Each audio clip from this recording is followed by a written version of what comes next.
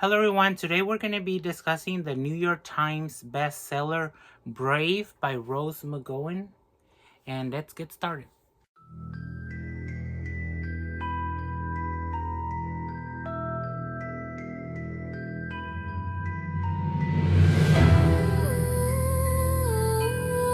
So today we're going to be talking about the book Brave by Rose McGowan. This book was published in 2018, I believe. This was around the time where the Me Too movement was going on and before COVID. So a lot of things happened there from moving forward.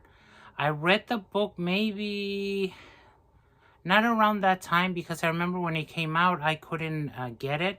But I got it later on through the website Libby or through the app Libby because you can get it as an app. And when I read it, I was actually a fan of Rose McGowan because I think we all know her from movies and TV shows that she's done. I think the first time I saw her was in the movie Jawbreaker. And then, of course, I know her like everybody else from Charm. She was the missing sister of the trilogy when they replaced the other one for her. And I've been a fan of hers for a long time. And actually, I have a funny story or like a story. It's not a funny story. A couple years back, I remember she released a song. I don't know. I think she's released more songs since then. And I remember she was getting bullied, not just by people that didn't like her because of what she was saying at the time, but just people that hated on her because they could. And I remember she put a comment on Instagram talking about, thank you for the people that are supporting me, and I really appreciate it, but I have had some comments that are making me feel bad because of this. And I remember I wrote in the comment section something like, you keep doing what you're doing. I really love the new song. I hope you have more songs because I'm excited to hear more songs from you. Her vibe of music kind of reminded me of Bjork, a little bit like that. And she actually responded to my video or my comment.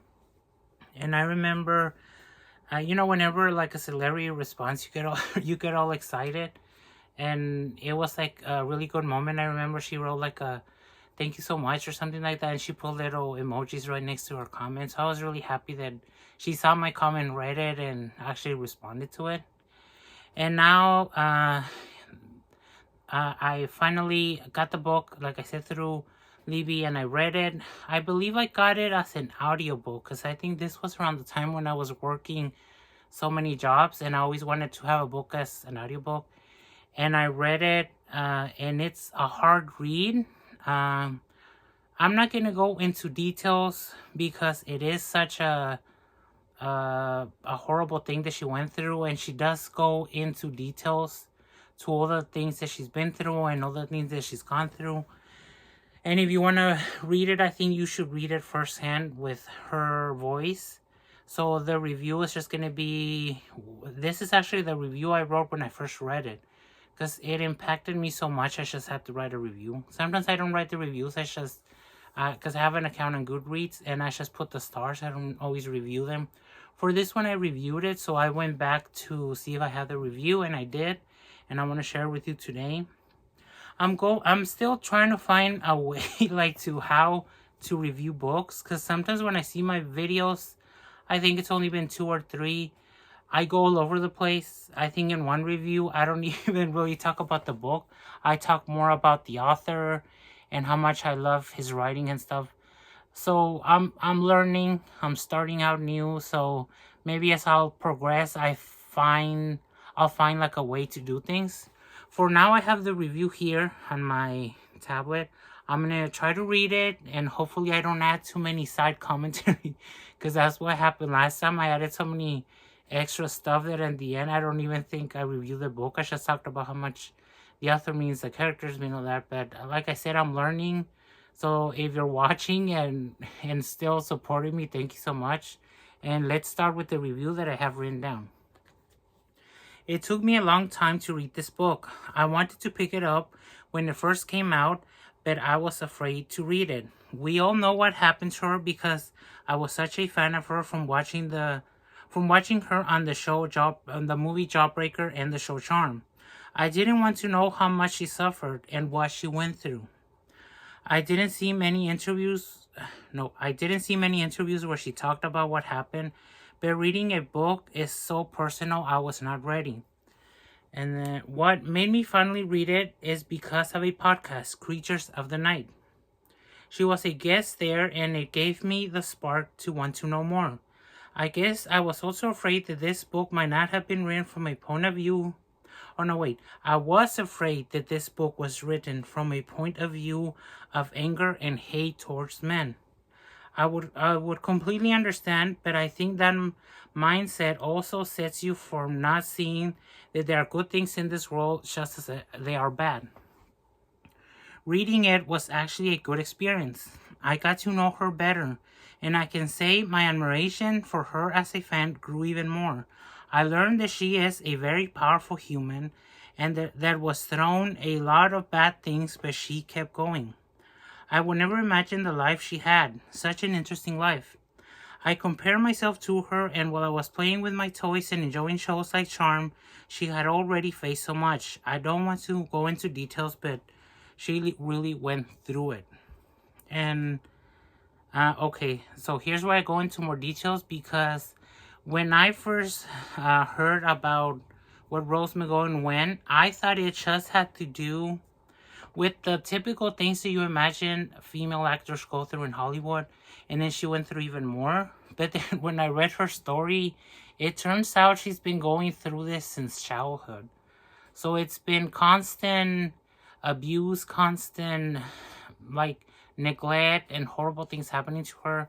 And I'm pretty shocked that she's such a strong person that she can go through all that and still came out of the other side like ready to fight and ready to keep going. And even when she went through all that horrible stuff, she was doing movies and she did a TV show that was so much like a part of my childhood because I grew up watching Charm. I watched Charm from episode 1 to the last episode. I've even rewatched it over and over. I actually have some of the seasons on DVD because in case I want to watch it again. Especially because in Netflix, they don't put the original song at the beginning. They changed it because I think the copyright is in there. And knowing that she was going through all that while filming a show that brings me so much happiness, it put me in this weird mindset of like I couldn't process the whole thing. And if she ever like saw what I thought of her, I just wanted to know that even though she went through so much, a lot of us love her, a lot of us admire her, and I think she's a really strong person. And this is some of the things that I get into details are a couple things from the book of what she went through when she was young all the way until she got into the movies. She was born in a cult, at one point surrounded by predators. She never really had a supportive family. She lived in the streets, faced harassment of so many kind, and all this before turning 15. She then went into the glamorous life of showbiz, and my bubble was burst. I always suspected fame, isn't that amazing? But in a way, I did glamorize it. I imagine that for a man, it might be easier, but maybe not.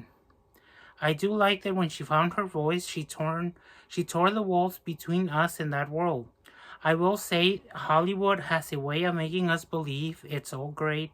Even when we see the tragic life of artists, they glamorize it, even with drugs, sex, and suffering. I like that she is speaking up. Shining a light from within is sure to help expose the truth and maybe hold people responsible. I was sad to hear that her years in Charms weren't great. I was and am such a fan of that show I grew up watching. I hated hearing that even in that show that seems like it was surrounded by powerful women wasn't that at all. There was a lot of drama, horrible people on set, and she was treated at times like a replaceable actress. I do love the message she ended up the story, which was that even though her experience was bad, she loves that so many people loved that show and her character. I like that she was able to separate her bad experiences and see that we, the fans, saw it as a very cool show, and we did.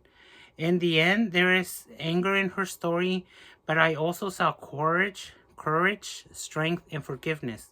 She was cursed with a lot of bad things, but I also see all the good things she is doing and how she is rediscovering who she really is and what she wants with her life. And like I said, this was just the quick review I wrote like the second I finished the book. I just put that down. And I did learn a lot about her because there's so many stories. When I say that she was part in a cult, she was actually part of a cult. It was, and I can't believe that everything she went through, all the things that happened to her. And when I see her, I always see this strong person.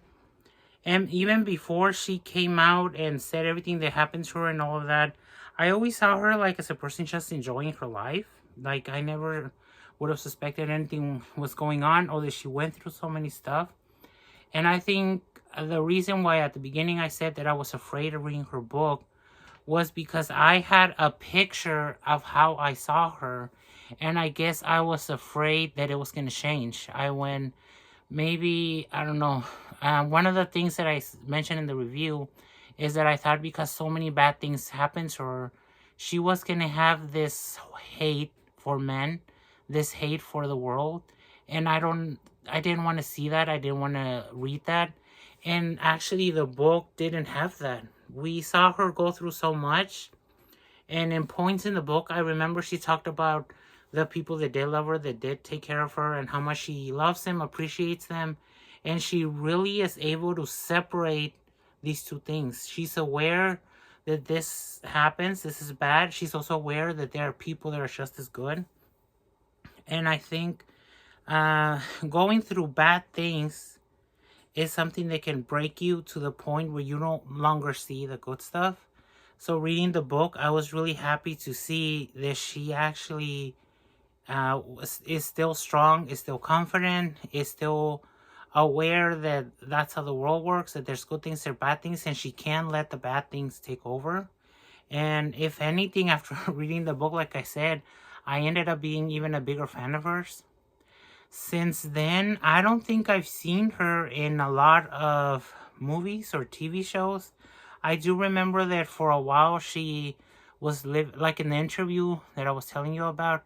I think she was living in Mexico at the time because she said she just wanted to live somewhere far away from all the drama, all the things that are going on. She just left. And I'm hoping that if she's there still, because that interview was probably a couple years old when I saw it, I'm hoping that she's happy, that she's found something that she likes. I do want her to see her in more movies and more TV shows, because I think she's important. I think her voice is important. I know that she said that maybe she might be interested in doing things behind the scenes, so that would be nice to look at. I also remember I kept seeing videos where they were doing the tours for, I think it was for Charmed. It might have been when there's a whole bunch of shows that just get together and they find the actors. And I remember it was her and I forgot the name, the actress that plays Piper. And I think it was, who was missing? Oh, Alyssa Milano was missing. But at the time, there was some tension going on between her and... it's like there's always something going on. And then Shannon Doherty was still alive at the time. And I remember she couldn't go on tour. She was really sick. And then she passed away. But I remember thinking, I kind of wish everybody was just kept the peace, because we were all a fan of all of them. All the four charm ones, they will always be the four charm ones for us. But things happen behind the screen that we don't know. And like I said, there are some stories that she talks about, things that happened to her when she was in the show Charm. So she did go through some kind of bad stuff. She did talk about it. And like I said, if you want to know more about her, you should read it. I know there was always some kind of issue where people didn't want to read the book, didn't support her. They almost hated her, and that's what happens. But I think this is a good read. I gave the book 5 stars. And if you want to read the review, I believe it's in my Goodreads, so you can go in there and review it. So if you're somebody that likes the Charm Show, maybe you should read the book. If you're somebody that is interested to know more about her background, So if you're like a fan like me, I hope you have read it. If you have read it, let me know. And I think that's it. Today was just a short review. I just wanted to read the review. I didn't want to go talking about a whole bunch of stuff. So I think that's it. Thank you so much for watching. Make sure to like and subscribe and come back for more, because I have more reviews on books, movies, and CDs. And I think my closure is keep on reading, keep your eyes on the screen, and vibe to the music.